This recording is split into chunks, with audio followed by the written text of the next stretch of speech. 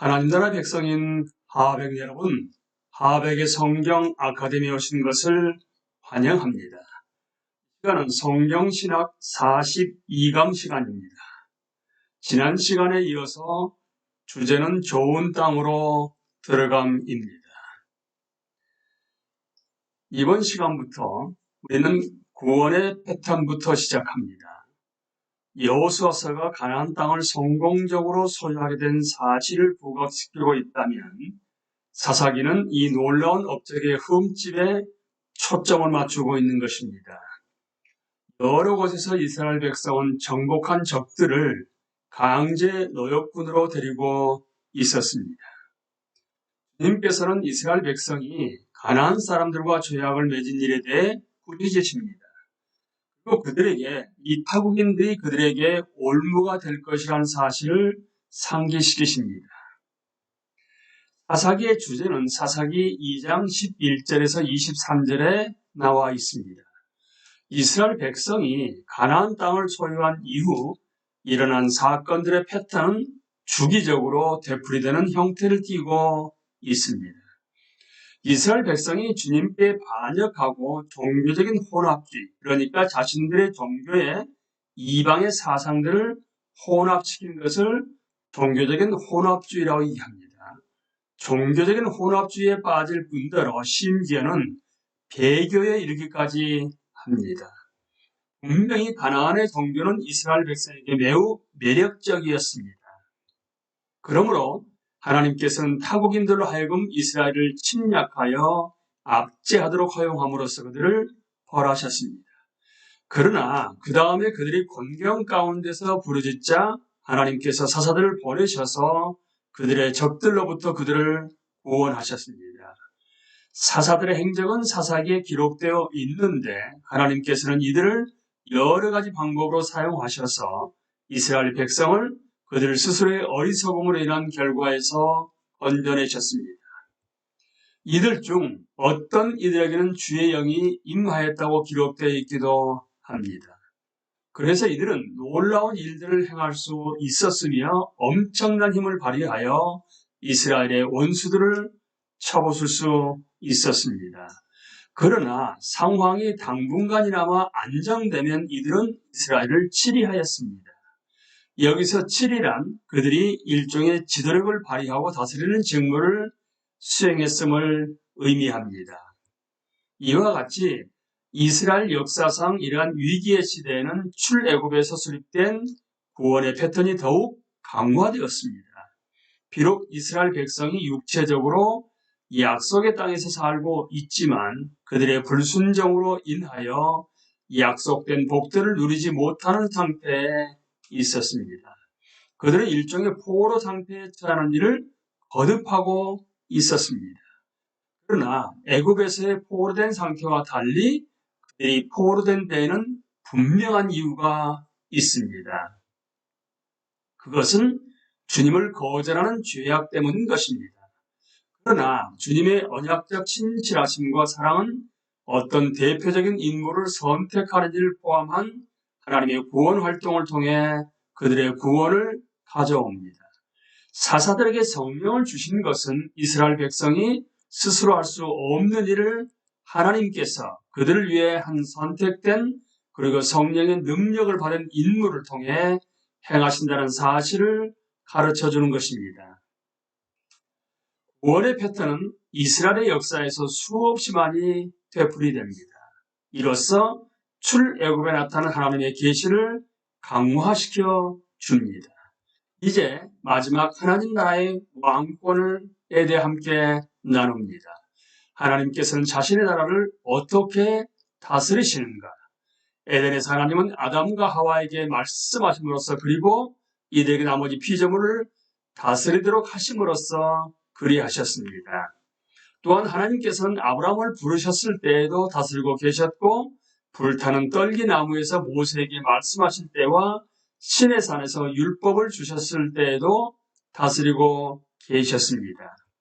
이미 우리가 알고 있는 사실은 심지어 타락 이전에도 하나님께서 선택한 방법은 인간을 통해 자신의 나라를 다스리셔야 한다는 것입니다. 선지자이며 제사장인 모세 역시 율법을 통해서 그리고 자기 개인의 지도자직을 통하여 중보자로서 하나님의 왕권을 나타냈던 것입니다. 여호수아의 지도는 모세 율법을 질탱시키며 하나님 나라의 도래를 반대하는 나라들에게 맞서 이 율법을 세우는 일이었습니다. 그러기에 가나안 사람들의 멸망은 하나님 나라가 이방의 반역적인 세상으로 침범에 들어간 것으로 이해되어야 하는 것입니다. 따라서 자기가 선택한 백성을 위해 행하시는 하나님의 구원 사역들은 불경건한 나라들에 대한 심판 사역인 것입니다. 선택된 백성을 전체적으로 보자면 그들도 역시 마찬가지로 흠투성이의 사람들입니다. 그러기에 이들은 언약을 지키기보다는 깨뜨리기를 더 잘하므로 왕의 모습에 손상을 입힙니다. 모세조차도 광야에서 화를 내었기에 약속의 땅으로 들어가는 것이 허락되지 않았습니다. 사사들도 모두 매력적인 사람들은 아닙니다. 에훗은 간교한 성격의 소유자로 보이며 기드온은 정말로 자신의 할 일이 하나님께서 허락한 것인지를 알기 위해 그분에게 증거를 대기를 주장한 인물인 것입니다. 그리고 삼손은 다소 멍청하며 여자와 노란한 사람으로 보입니다. 사사 이후의 시대에는 이스라엘의 통일 왕국을 사울과 다윗과 솔로몬이 다스렸습니다.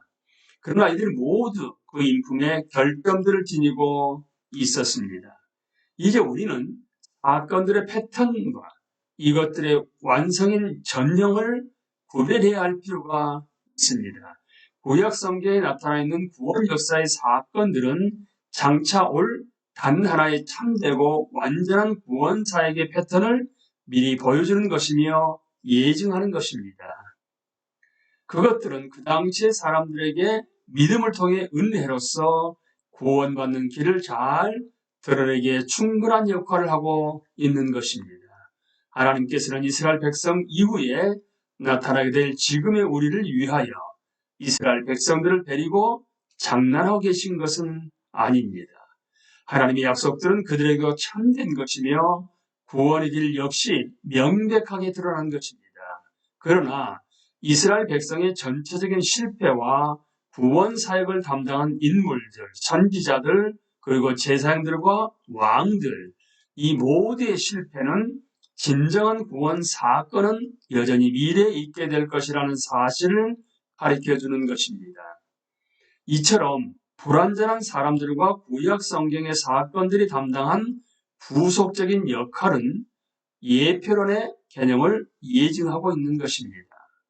예표론에서는 구약 성경의 역사적 사건들이 이 사건들 너머에 있는 실제, 즉 그리스도 안에서 이루어질 것을 가리키고 있는 하나님의 약속들을 믿는 믿음에 그 초점을 제공해 준다고 봅니다. 이렇게 우리는 사건들의 패턴과 그 전형, 사건들은 이것이 결여되어 있습니다. 패턴과 그 전형을 구별해야 할 뿐만 아니라 구약 성경에 나타난 구원의 예표의 부적합성과 예수 그리스도 안에 있는 유일하고 참된 구원의 토대를 가리키는 예표의 역할을 구별해야 하는 것입니다. 히브리서는 구약 성경과 신약 성경의 통일성을 말해주는 중요한 요소는 구속의 패턴이며 또한 그들의 진정한 구별성은 오직 예수님의 구원 사역만이 사람을 구원하기에 넉넉하다는 사실에 있음을 우리에게 보여줍니다.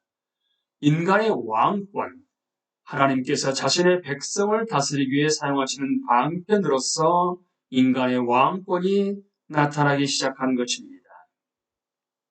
이제 우리는 회복된 세상을 미리 맛봄의 주제에 대한 간추림을 함께 나눕니다. 가나안 땅은 하나님의 백성이 소유하고 향유하기에 참 좋은 땅이었습니다. 그들이 그 땅으로 들어갈 때 하나님의 회복하시는 능력의 표적들이 동반되었습니다. 그러나 그들이 그 땅을 소유했을지라도 그들의 불순종과 실패가 언약의 복들을 누리는 하나님의 구속된 백성으로서의 신분을 위협하였습니다. 하나님 나라 관점에서 보게 되면 우리는 여전히 모세의 그 하나님의 여호와, 그리고 인간으로서의 이스라엘 백성, 그리고 그들이 살아갔던 세상은 가나안 땅이었습니다. 이제 주요 주제들로서는 땅을 소유하리라는 약속, 주님의 거룩한 싸움, 그리고 정복, 중심 낱말들로서는 중보, 왕권, 개종자가 있습니다. 그리고 앞길은 이스라엘이 약속의 땅에 들어감입니다. 그리고 포로된 자들의 돌아옴은 에스겔 36장 8절부터 12절에 입다하게 되면 마지막으로 히브리서 4장 1절에서 13절은 하나님의 백성을 위한 안식입니다. 우리는 지난 시간에 이어서 약속들 성취, 모든 나라들이 복을 받으리라, 구원의 패턴, 그리고 하나님 나라의 왕권까지 함께 나누었습니다. 감사합니다.